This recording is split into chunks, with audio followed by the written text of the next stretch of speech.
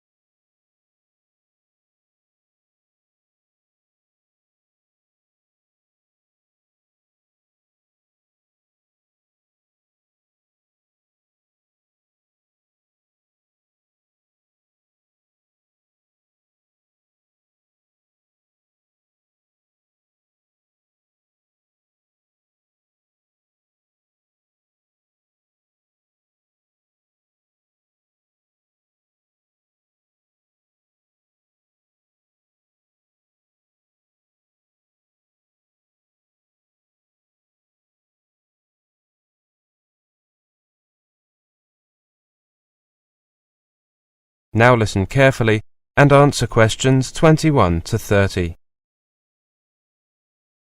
Good morning. Your name is Claire Sanders, isn't it? That's right. Well, Claire, as we explained in the letter, in this interview I'd like to talk about some of the things that you mentioned in your application form, such as your experience and academic background. I see. Now, for your undergraduate degree, you studied geography, right?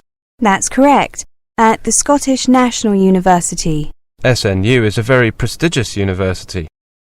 Apart from that, were there any other reasons that you chose to study there? Well, you're correct in suggesting that the main reason I went there was due to the superior quality of the university, but there were two other reasons. The first was that it is reasonably far from my home. I wanted to be as independent as possible from my family whilst I was studying, and felt that that was one way of achieving that aim. The other reason was that the university offered an excellent program of summer work in developing countries, and that's something I was very keen on. That would be the Livingstone project. That's right. I'd like to return to that in a minute. Let me just check the optional courses you took in your third year. The two compulsory courses were methodology in geography and statistical analysis. And I chose infrastructure, development issues and geology in addition to those. I see. You clearly decided to focus more on the human geography side of things. Yes, I had worked on development projects abroad for 2 summers as part of the Livingstone project. The first project was in India and the second was in Sierra Leone. Could you tell me the main aims of the project and how you contributed? The Indian project was to ensure that a village had adequate supplies of fresh water and adequate sanitation.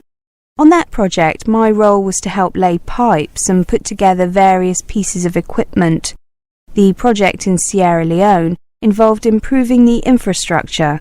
The aim was to create rudimentary roads between villages so that they could receive aid and so that they could get agricultural products, particularly fruit and vegetables, to the capital and larger towns. My job was to help choose the best route for the roads, minimizing any impact on the environment while maximizing efficiency. How did you find the experiences? The Indian project was helpful in that it was my first experience abroad, and I got to see how small development projects can really make a difference. However, I found the climate, well, it was extremely hot and humid, and we were doing a lot of physical work, so it was, well, it made you appreciate air conditioning for a start. The second project, well, I enjoyed that a lot more. There was some physical work, but we had some machinery to help us clear paths through vegetation.